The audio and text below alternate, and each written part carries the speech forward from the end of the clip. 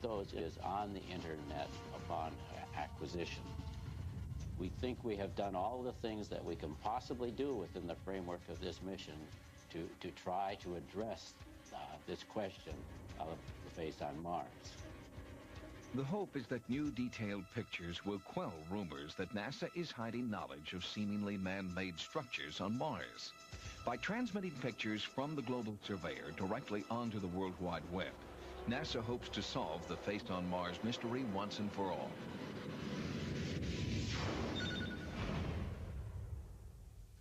We'll have more stories in the news next time.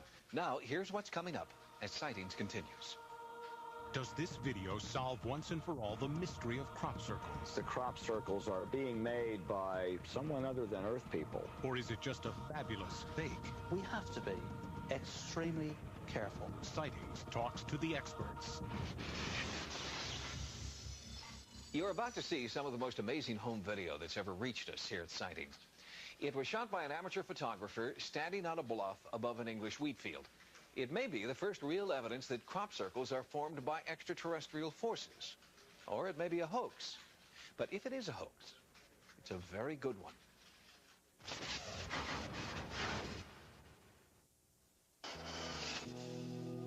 Watch carefully.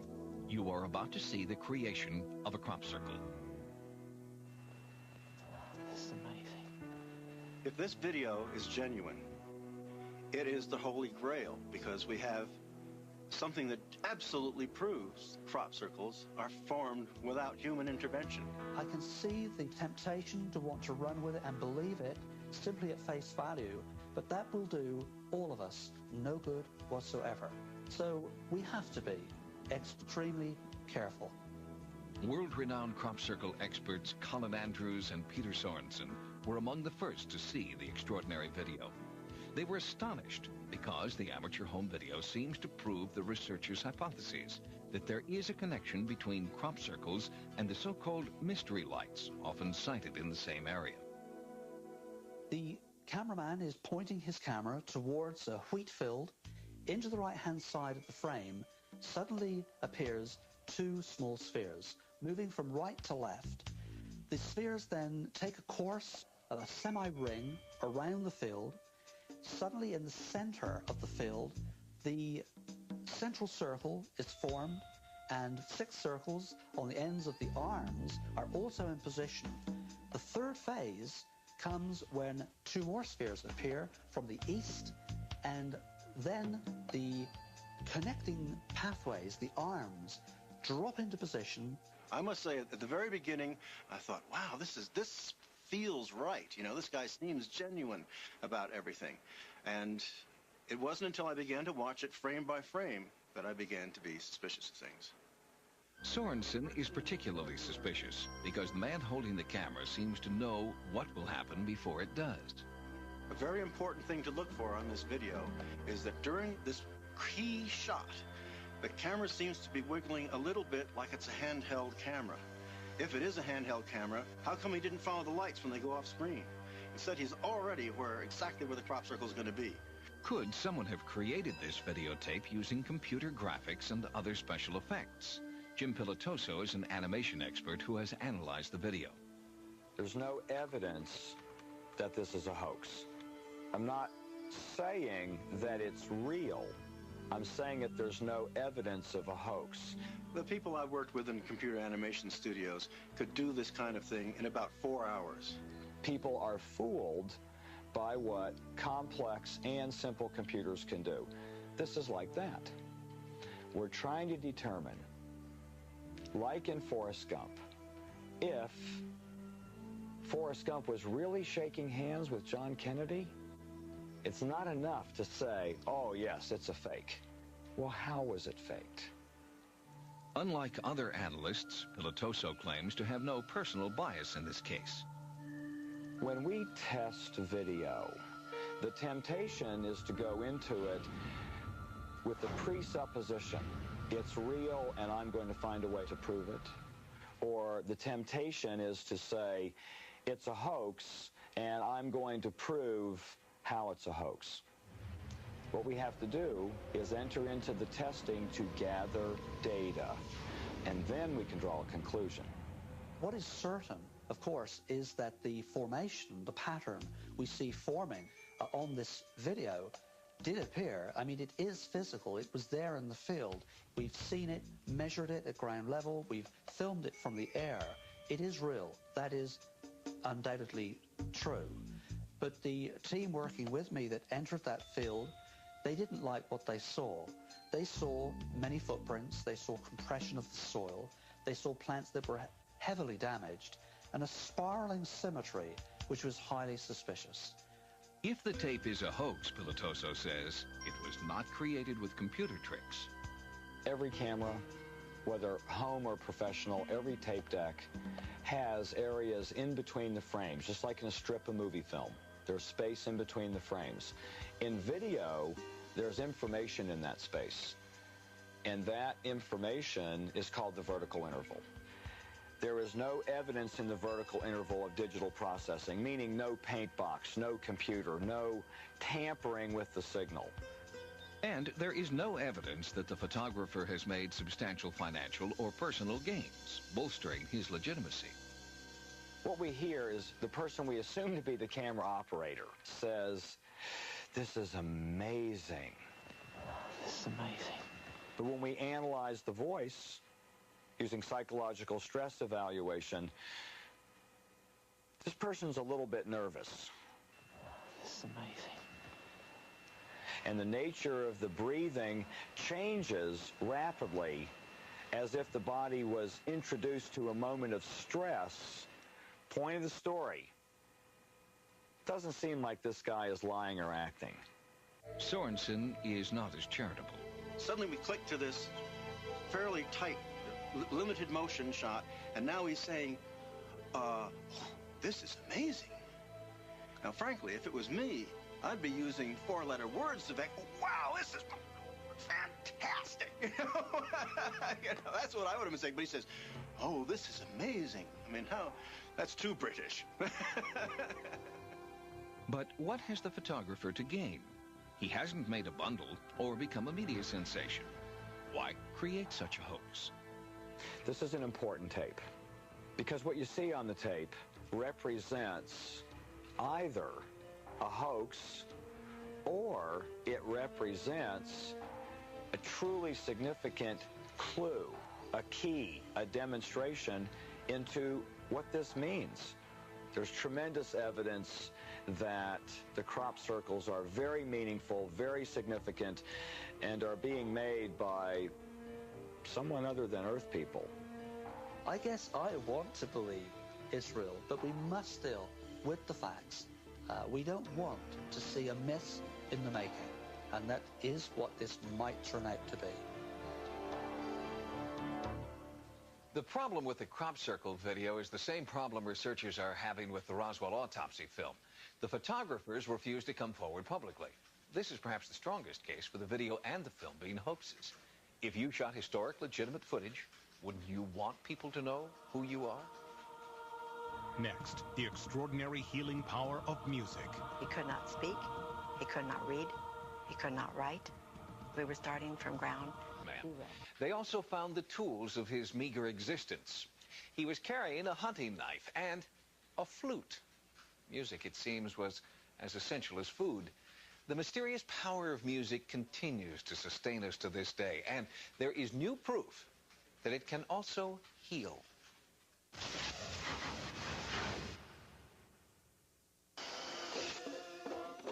With its drums and chants, this may sound like the latest trendy New Age workshop.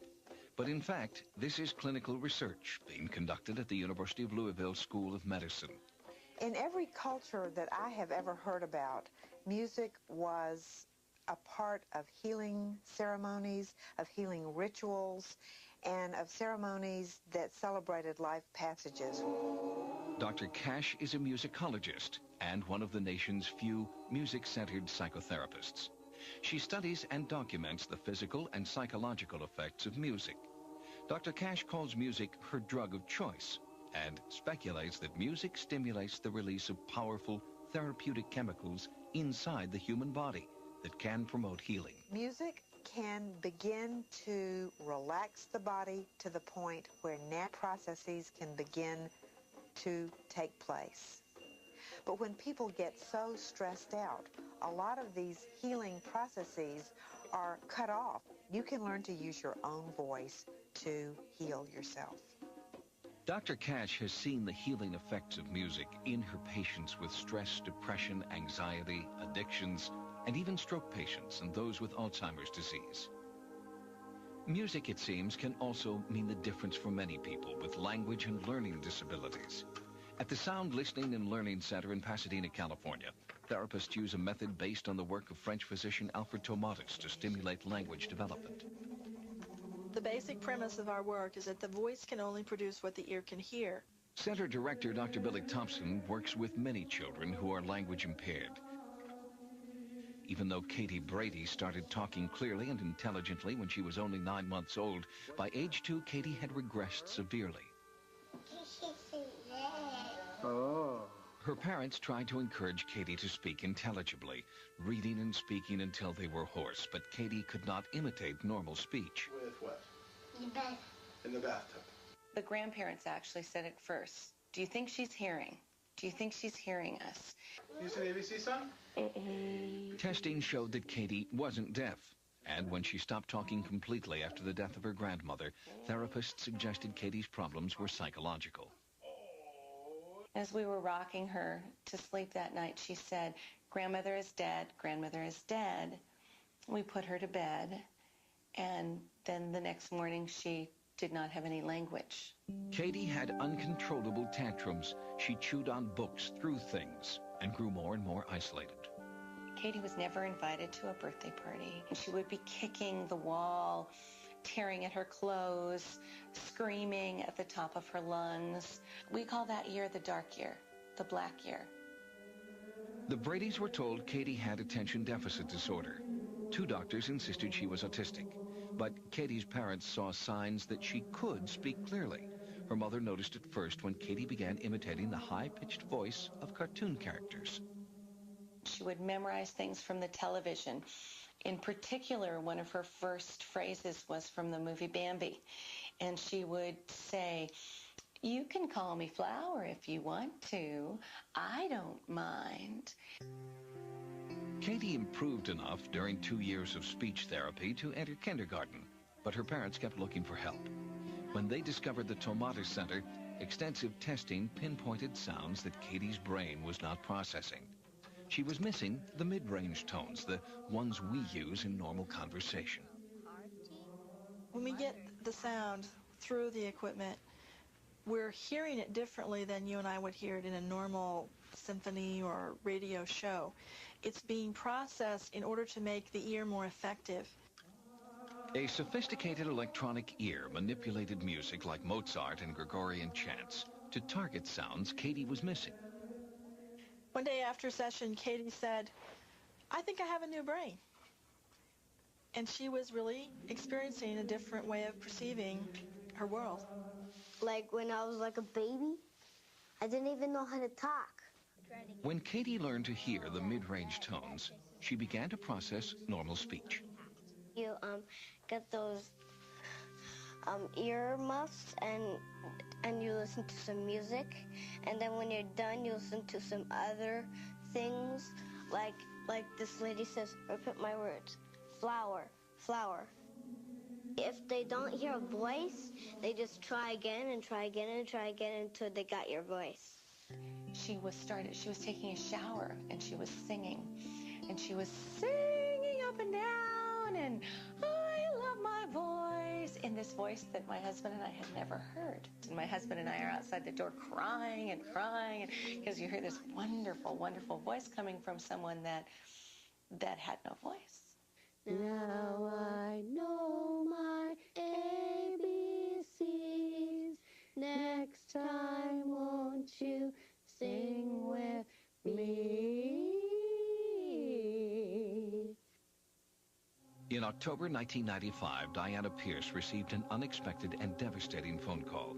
Her husband, John, an Arizona air traffic controller, had suffered a catastrophic stroke.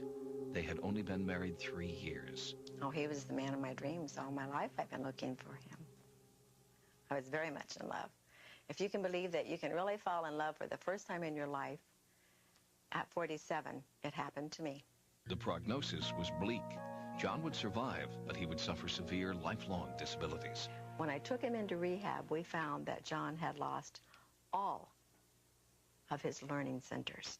He could not speak, he could not read, he could not write, he could not spell, he could not do math. We were starting from ground zero, as if he was going back into kindergarten. Before his stroke, John was talkative, social, and articulate. But after the stroke, all that was gone.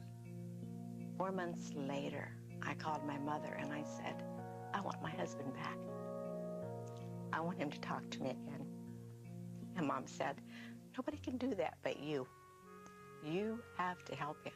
I told her, okay, tell me what you want me to do and I'll do it. And she did it. Diana structured her own exhausting treatment regimen.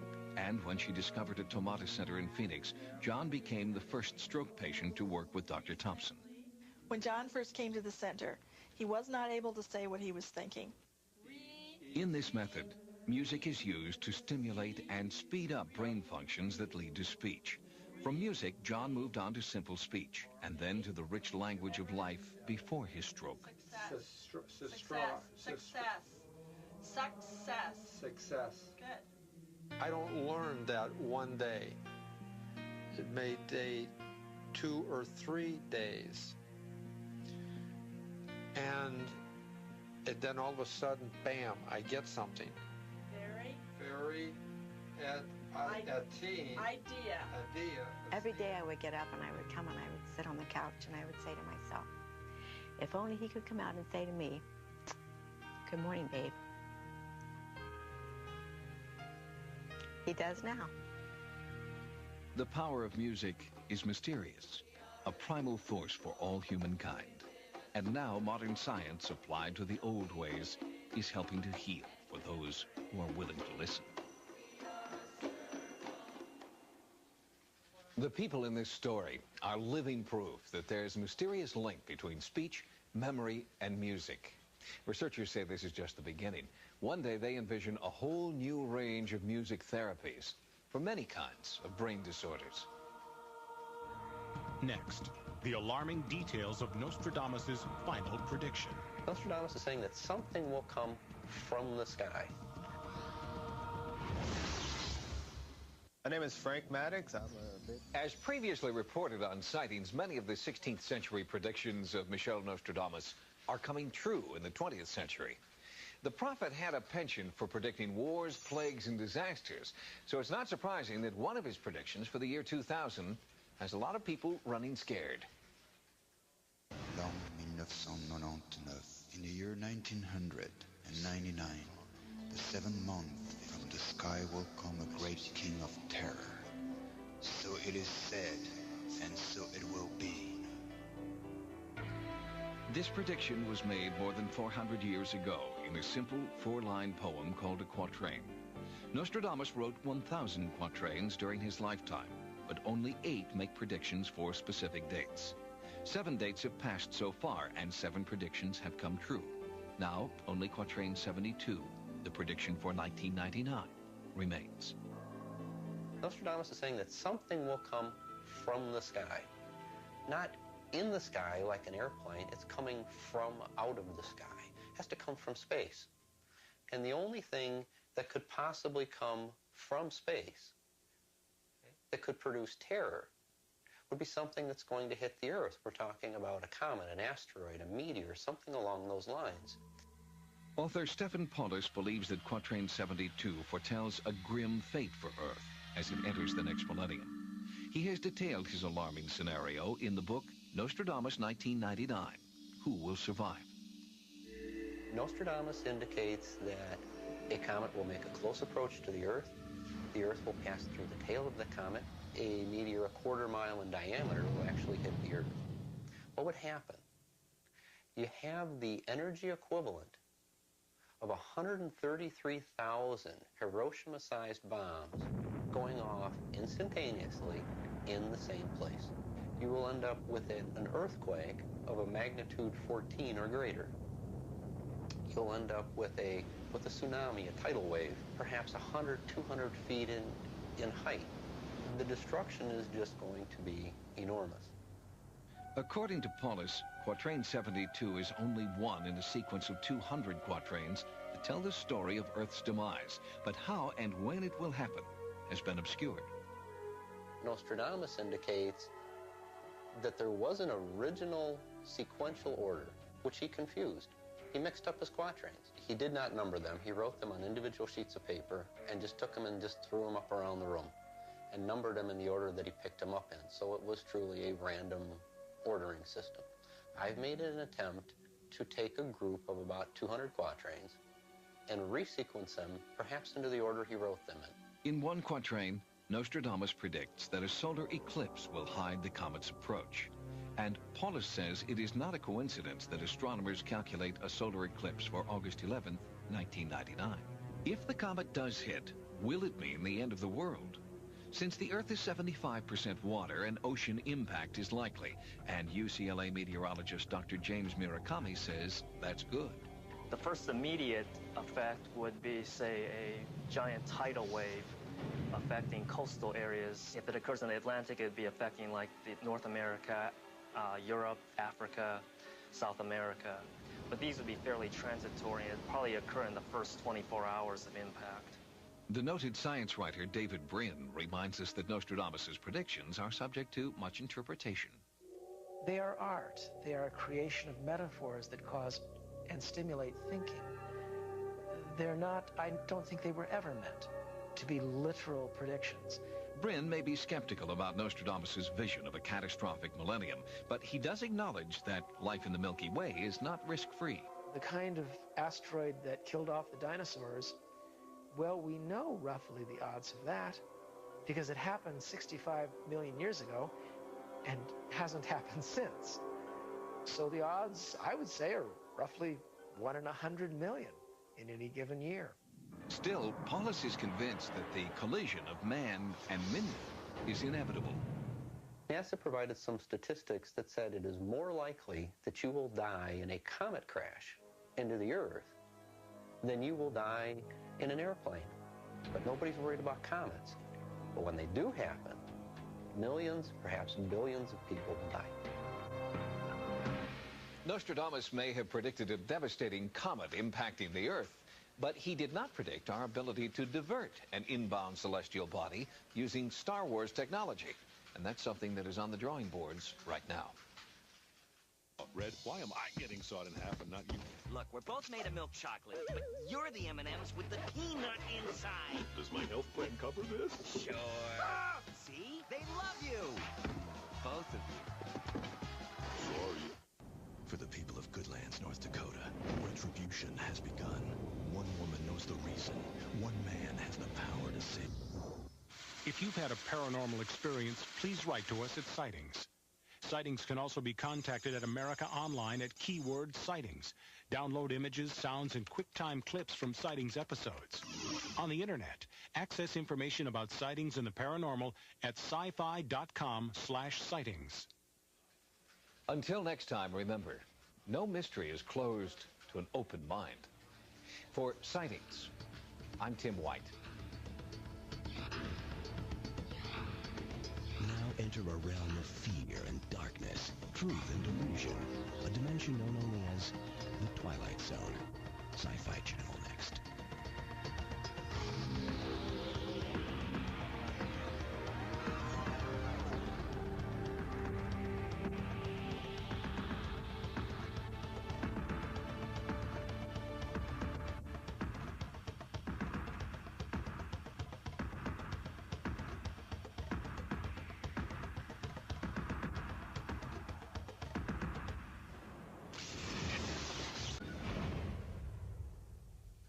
We'll have more stories in the news next time. Now, here's what's coming up as Sightings continues. Does this video solve once and for all the mystery of crop circles? The crop circles are being made by someone other than Earth people. Or is it just a fabulous fake? We have to be extremely careful. Sightings talks to the experts. You're about to see some of the most amazing home video that's ever reached us here at Sightings. It was shot by an amateur photographer standing on a bluff above an English wheat field. The cameraman is pointing his camera towards a wheat field. Into the right-hand side of the frame suddenly appears two small spheres, moving from right to left. The spheres then take a course of a semi-ring around the field. Suddenly in the center of the field, the central circle is formed, and 6 circles on the ends of the arms are also in position. The third phase comes when 2 more spheres appear from the east, and then the... It may be the first real evidence that crop circles are formed by extraterrestrial forces. Or it may be a hoax. But if it is a hoax, it's a very good one.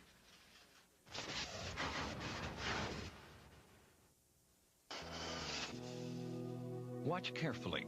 You are about to see the creation of a crop circle. This is amazing.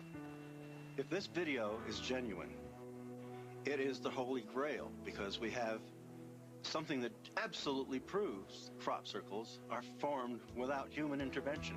I can see the temptation to want to run with it and believe it simply at face value, but that will do all of us no good whatsoever. So we have to be extremely careful. World-renowned crop circle experts Colin Andrews and Peter Sorensen were among the first to see the extraordinary video. They were astonished because the amateur home video seems to prove the researchers' hypotheses that there is a connection between crop circles and the so-called mystery lights, often sighted in the same area. Those is on the internet upon acquisition. We think we have done all the things that we can possibly do within the framework of this mission to try to address this question of the face on Mars. The hope is that new detailed pictures will quell rumors that NASA is hiding knowledge of seemingly man-made structures on Mars. By transmitting pictures from the Global Surveyor directly onto the World Wide Web, NASA hopes to solve the face on Mars mystery once and for all.